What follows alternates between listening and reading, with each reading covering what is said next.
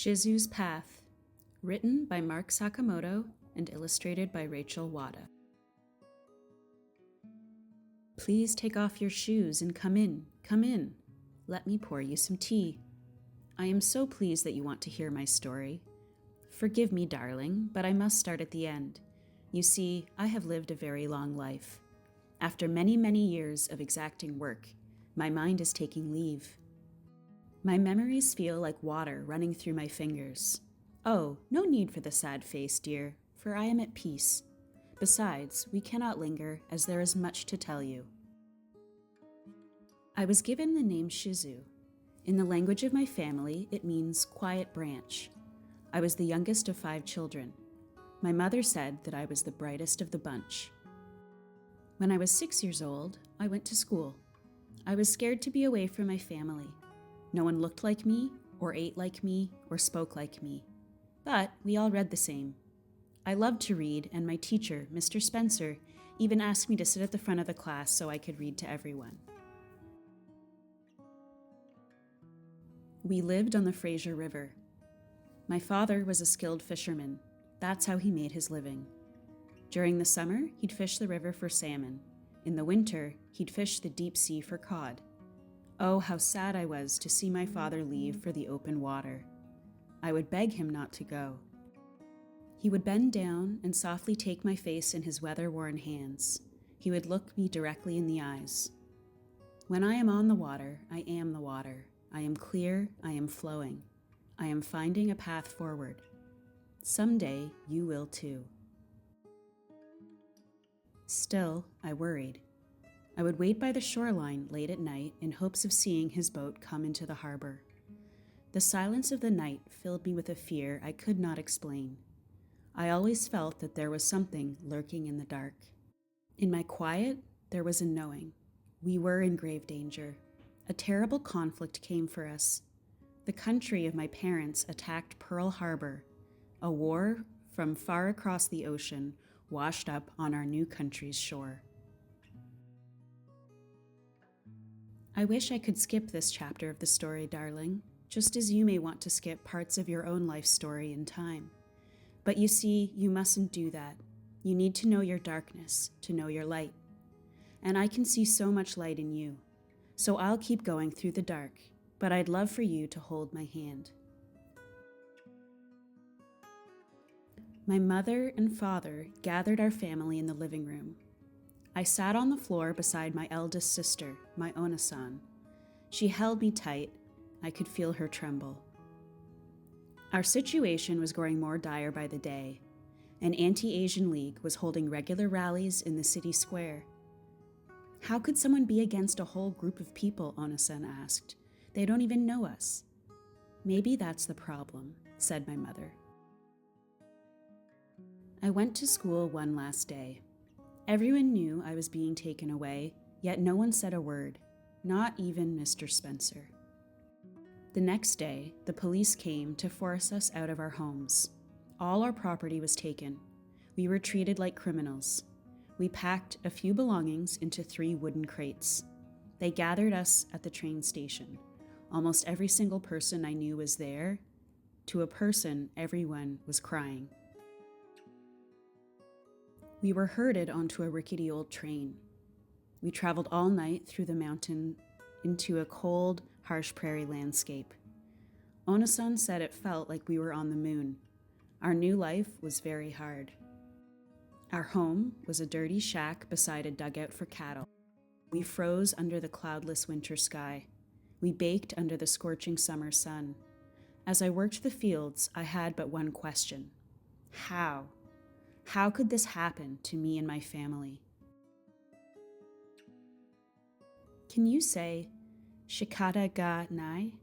It means, it cannot be helped. You must carry on. What could we do? We had to move through this, one step at a time. You'd have done the same. After 2 years, my father was able to obtain permission for me to attend a nearby school. It was what my mind needed. One day, many months later, my father picked me up from school. He had a strange look on his face. The war is over, he told me as I climbed into his beat-up pickup. I looked out the window because I didn't want him to see me cry. Life will go back to normal. We can go back to the coast. We can go home, I whispered. I felt the truck slow to a stop. We got out. My father held my face by the side of the road, just as he used to do by the water. Do you hear that, Shizue? There was only silence. There is nothing to hear. As long as that is the case, our lives stay the same. Those days of victory were my saddest. As people around me celebrated the war's end, I wallowed in grief. My war was far from over. In fact, to my great disbelief, it was getting even more dangerous. The government was planning to send me and every person of Japanese ancestry to Japan. They wanted us, all of us, gone. I can't explain how badly that hurt. Even now, more than 70 years later, my heart aches thinking of those days. Living under the prairie sky taught me one thing. It's always darkest right before dawn. My first glimpse of dawn came through an invitation to higher education. I had excelled in school, you see, so I knew that I could trust my mind. I was offered a tour of the University of Toronto, and I leapt at that opportunity. It was only the second time in my life that I had boarded a train. Toronto was busier than any place I'd ever seen. Amid the lights and people, I somehow felt safe. On my third night on campus, I came across a rally. My heart sank. The only rallies I knew were held by the Anti-Asian League. But these people had gathered to protest the government's plan to send the Japanese away. The crowd hushed as a rabbi took the microphone. His name was Rabbi Feinberg, the poet prince. His voice gave me a hope I had never felt. He said, "Compassion must prevail. We cannot punish little children for crimes they could not commit." To my amazement, the crowd cheered their agreement. I felt a quiet calm come over me. In fact, it has never left. Eventually, my family was able to leave. We all made our homes where we could, as best we could.